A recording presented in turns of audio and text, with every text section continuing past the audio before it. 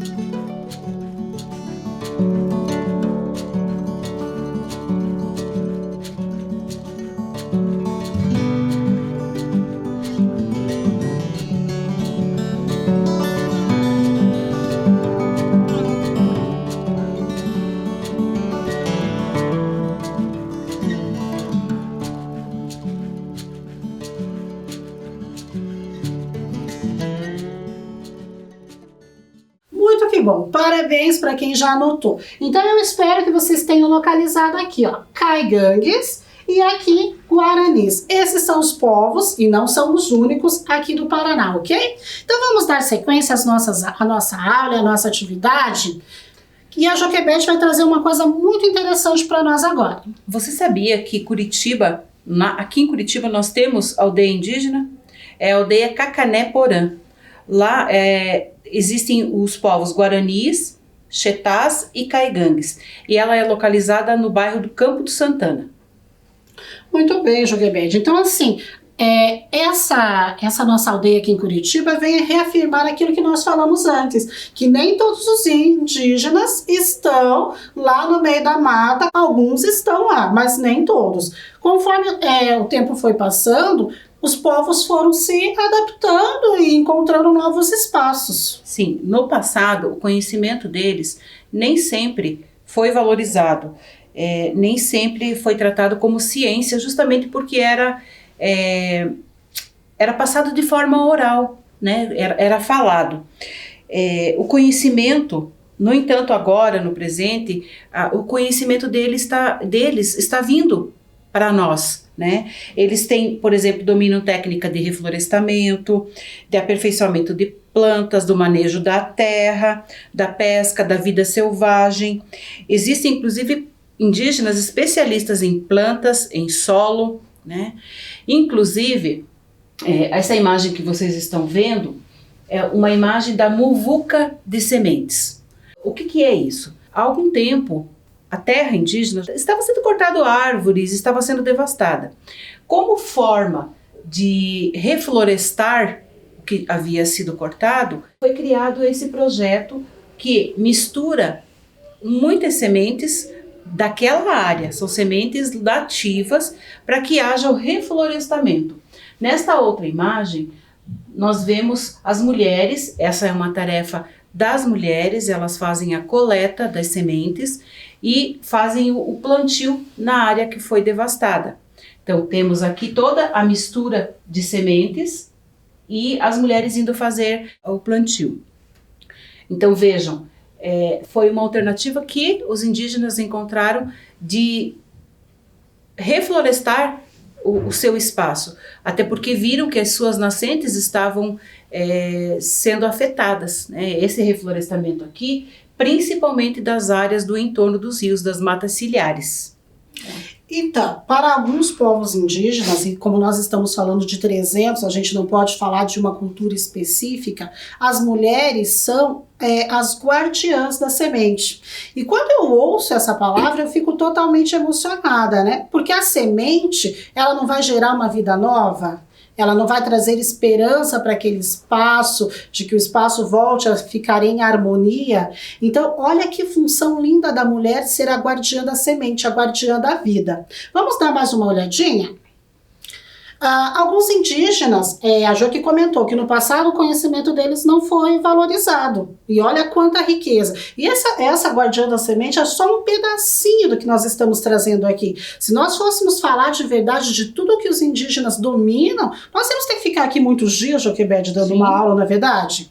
E olha que interessante essa turma. Você pode comentar para nós, por favor? Então, eles acabaram ocupando novos espaços, né? Essa é uma turma de indígena de Rondônia. Rondônia é muito longe, as coisas são muito longe, escola longe das aldeias. Então, uma forma que eles tiveram que se adaptar para estudar foi que eles estudaram de forma online. Tiveram as aulas do ensino médio e a formatura deles, tudo de forma online. Então, é um exemplo da adaptação que o indígena fez da tecnologia. Para acessar o direito que tem de educação também.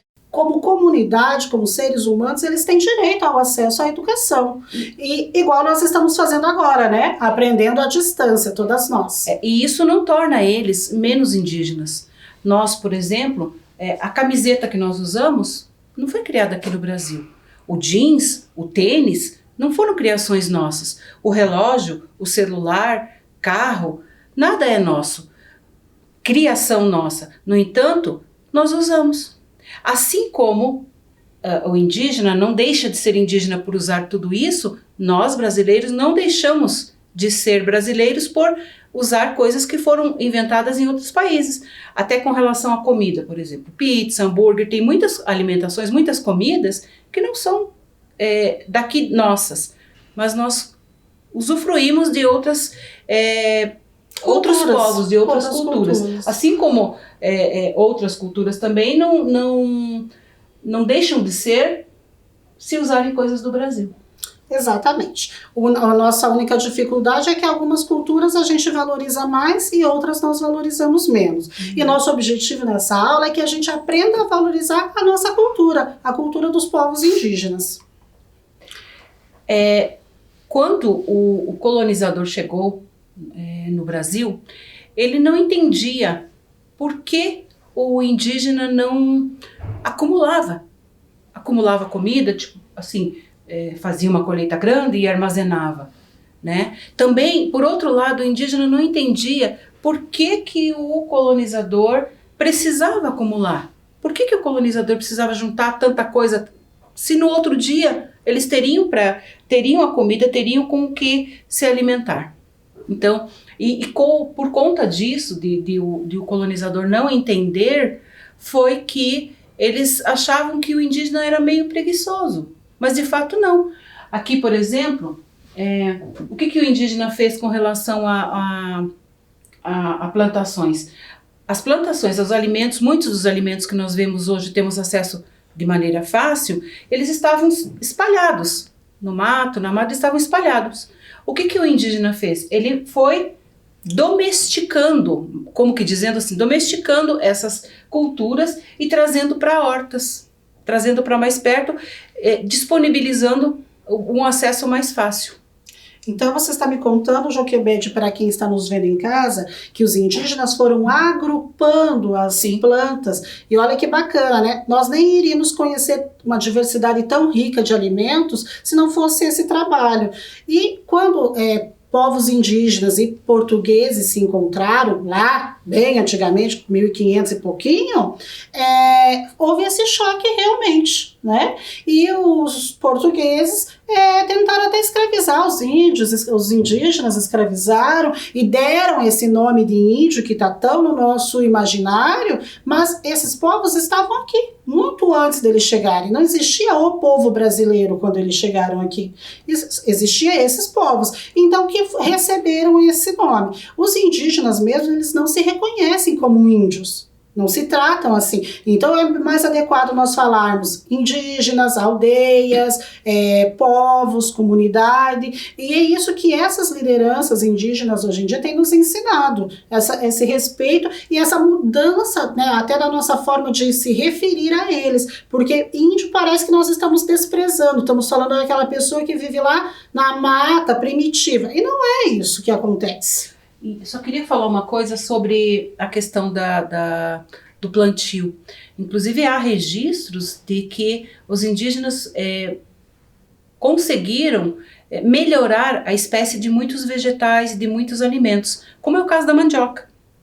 Há registros de que eles conseguiram melhorar. Por quê? Porque para eles, o mais comem a mandioca cozida, assada, sim, mas era para farinha. Para fazer a farinha da mandioca. Então, com isso, eles conseguiram técnica para melhorar para o maior uso deles. Que interessante, né? E melhorar tanto que hoje em dia a gente come tranquilamente. E quando nós comemos, nós nem pensamos em quantos indígenas trabalharam para que nós tivéssemos acesso a esse alimento hoje. Muito bem, e você, né, nós nos identificamos como brasileiros, brasileiras, nós somos indígenas? O que é ser indígena? Então, se nós formos pensar do ponto de vista do sangue, da genética, nem todo brasileiro é indígena. Se nós formos falar do ponto de vista cultural, de tudo isso que nós já falamos, a questão por exemplo, da alimentação, dos costumes, das palavras. Nós somos sim culturalmente indígenas, né? Falando dessas palavras, por exemplo, o termo Itá do Guarani quer dizer pedra. Vocês sabiam que Itaipu, que é a nossa hidrelétrica lá, né, lá em Foz do Iguaçu, lá que faz divisa, se quer dizer pedra que canta ou que faz barulho. Itá, pedra, Ipu, que faz barulho. Por quê? Porque os indígenas observaram que naquela região a cachoeira, a água batia numa pedra lá num determinado local e fazia um som. Então tudo para o indígena tem um significado. Vários nomes de cidades, Curitiba também é um nome indígena que quer dizer um lugar de muitas araucárias e de muito pinhão. Muito que bem. A Joquebede, gente, fez um estudo de outras palavras de origem indígena que ela vai compartilhar conosco agora. Por exemplo, só para contar um caso, assim, uma experiência de um acontecimento que envolvia a língua indígena. Em um determinado estado do Brasil, tinha um lugar chamado Itaorna. E nesse lugar, lá foi construído um laboratório lá que fazia o controle da qualidade do ar. O nome Itaorna. Quando foi construído em 1970, os engenheiros não pensaram, sabiam que era aquele nome e tudo, mas não pensaram no significado, no que aquilo significava. Aí, em 1985, teve uma enchente, teve muita chuva. E todo aquele laboratório desandou. Aí que eles foram descobrir que Ita, pedra, Orna, podre. Ou seja, na língua guarani, eles observaram aquele terreno, os indígenas, muito antes dessa construção, e perceberam que aquilo, quando vinha as chuvas, havia a infiltração de água e aquele terreno desmoronava. Então, pelo fato de os engenheiros não terem ficados atentos a isso, houve uma perda muito grande de vidas e de dinheiro também. Olha só, então, que interessante, né? Nós não temos esse olhar apurado como tem os indígenas. Às vezes a gente nem consegue denominar o que estamos sentindo, porque a nossa relação com o corpo, né, é diferente da relação do indígena. E acho muito interessante, Joquebede, essa história que você nos trouxe, pelo fato de que a gente precisa parar um pouquinho, pensar nesse tempo, como que nós administramos, né? E aí a gente ainda quer falar que o povo indígena é que é primitivo, que é atrasado. Não é possível. Olha que olhar bem antecipado ele já tinha daquela região, né? E os indígenas hoje? O que nós podemos falar sobre os indígenas hoje, Joquebede? Então, a gente já sabe que eles fazem parte do nosso passado, tá na história dos livros didáticos. E hoje, como vivem esses povos? O que eles têm feito? O que a gente pode trazer de atualidade? Então, o Joque pode comentar pra gente essa imagem? Então, essa é a imagem do Dr. João Paulo Gergoletti e da sua mãe Irene Lourenço. Ele é um indígena, né? Ele saiu da sua aldeia também para estudar. Atualmente ele atende num posto de saúde em Matinhos, né? Ele tem uma irmã que é ginecologista e um irmão dentista. Essa mãe, ela até já escreveu um livro. Esse livro foi digitado pelo filho, tudo com recurso próprio. Ela juntou dinheirinho, tudo, e ela escreveu esse livro. Então, é um exemplo de que os indígenas estão no nosso meio. Eles não são diferentes do que nós. E assim, nas pesquisas, encontrei muita coisa boa, muitos indígenas nos ajudando. Esse menino, por exemplo, ele faz a tese dele da faculdade, o trabalho, foi uma pesquisa sobre o uso da bardana, uma planta, para efeitos anti-inflamatórios. Então, veja, aqui em Curitiba ele também trabalhou numa unidade de saúde que fazia uso de medicação natural, de medicamentos naturais. Então, é a cultura, o conhecimento deles sendo utilizado para nós também. Ao nosso benefício, né? E ele não deixou de ser indígena por ser médico, por estudar. E ele relata que ele usa o conhecimento que ele aprendeu com seus familiares, com seus ancestrais, até hoje. Inclusive, nós temos muitos indígenas que são engenheiros, são mestres, doutores.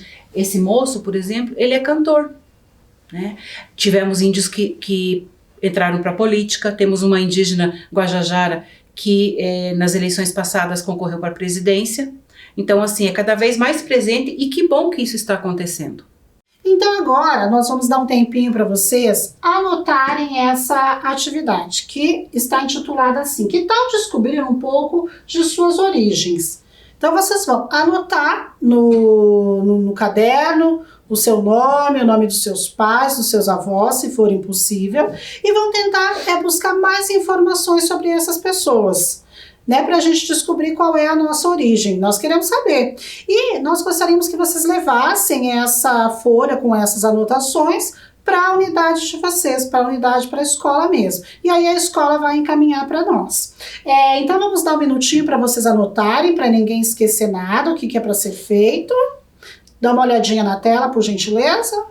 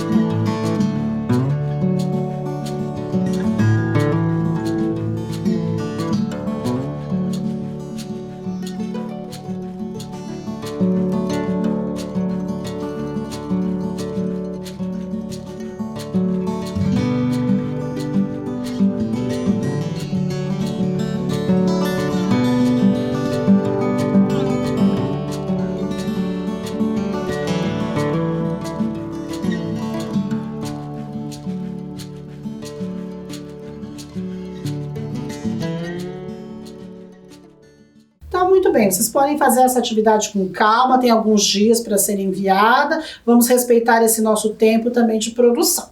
E nós vamos ficando por aqui e nós gostaríamos de trazer essa imagem para encerrar essa nossa aula de hoje, esse nosso encontro. E uma indígena gestante, quando vocês veem essa imagem, o que ela desperta em vocês? Que sentimentos ela traz para vocês? A nossa mãe terra é uma indígena. E quando nós vemos uma mulher gestante, se renova a esperança da vida, a esperança de seres humanos melhores, seres humanos que vão fazer a diferença. Para cada indígena, cada desenho, cada grafia pintado no corpo desta indígena tem um significado especial. Assim como cada ser humano, cada um de nós tem um momento especial e é essa vida. Então vamos valorizar da nossa vida, do nosso planeta, vamos construir relações afetivas cada vez melhores com os nossos filhos e com os nossos ancestrais. Vamos perdoar as pessoas e viver esse tempo com mais alegria. Descobrir a alegria. Tem um indígena que eu gosto muito, o Krená, e ele disse que nós precisamos ter um sonho, nós precisamos viver um sonho. E que esse encontro de hoje, né, Joque, que mexeu tanto com a Joque, que é neta de indígena, e mexe comigo também por conhecer muitas histórias indígenas, que esse sonho possa ser o de vocês, de valorizar as histórias familiares, sejam as que já aconteceram e sejam as que ainda estão por acontecer, aquela que nós fazemos parte agora. E nós vamos ficando por aqui, né, Joquebede? Nós queremos agradecer as pessoas que nos ajudaram a preparar essa aula. Nós não trouxemos muitas imagens, porque para o indígena, a casa deles é sagrada. Então é difícil a gente trazer uma fotografia da sua casa de reza, da sua plantação. Eles têm outra relação com o ambiente, eles consideram sagrado. Então para nós foi muito difícil localizar imagens que nós pudéssemos disparar para que vocês pudessem apreciar conosco, né? Compartilhar. Agradecemos a atenção. Muito obrigada. E vamos para a próxima, né? Fiquem bem. Fiquem em casa se possível, né?